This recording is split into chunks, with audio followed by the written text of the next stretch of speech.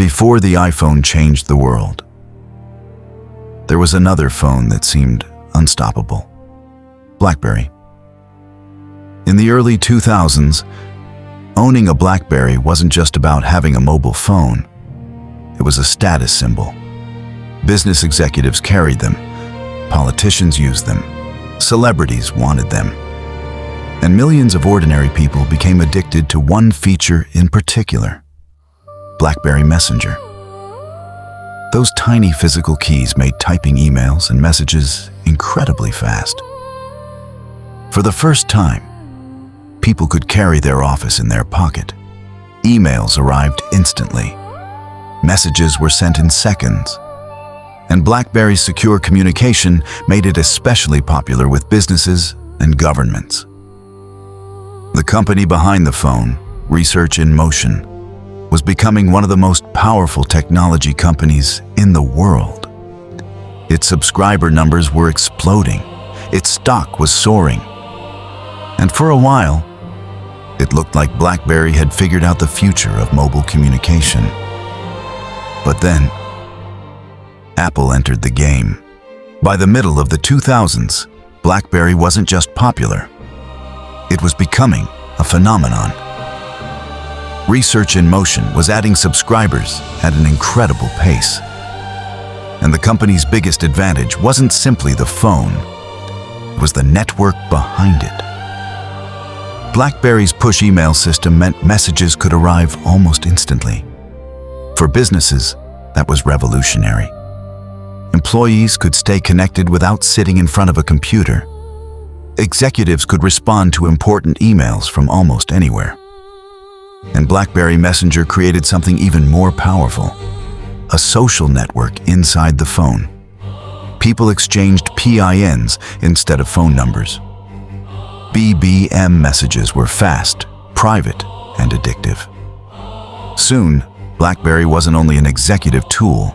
The students, celebrities, politicians, entrepreneurs, and everyday users wanted one.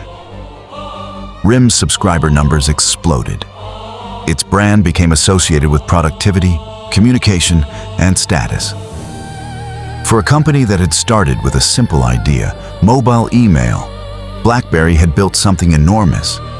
It had created a mobile ecosystem before most people even understood what an ecosystem was.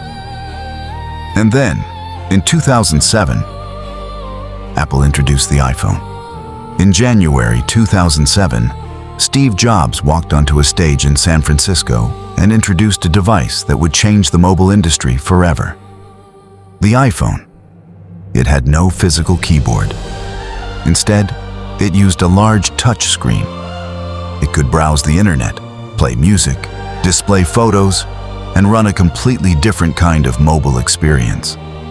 At first, BlackBerry executives didn't see it as an immediate threat. The iPhone didn't have BlackBerry's physical keyboard, it didn't have BBM, and it wasn't built around the secure business communication that had made BlackBerry famous. But Apple understood something important. The phone was becoming a computer. Then came another major threat: Android. Google's operating system allowed multiple manufacturers to build touchscreen smartphones and compete at different prices.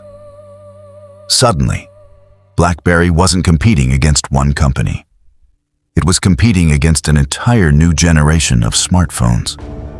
The rules had changed, and BlackBerry was still playing the old game. BlackBerry knew the smartphone market was changing. The problem was that changing wasn't easy. Inside Research in Motion, the company was still heavily invested in its existing BlackBerry platform. BlackBerry OS had been designed around keyboards, email, messaging, and secure communication. But the new smartphone era demanded something different: a large touchscreen, a powerful web browser, and most importantly, apps. Apple had created the App Store. Android was building an enormous developer ecosystem. BlackBerry's response was slower and more complicated.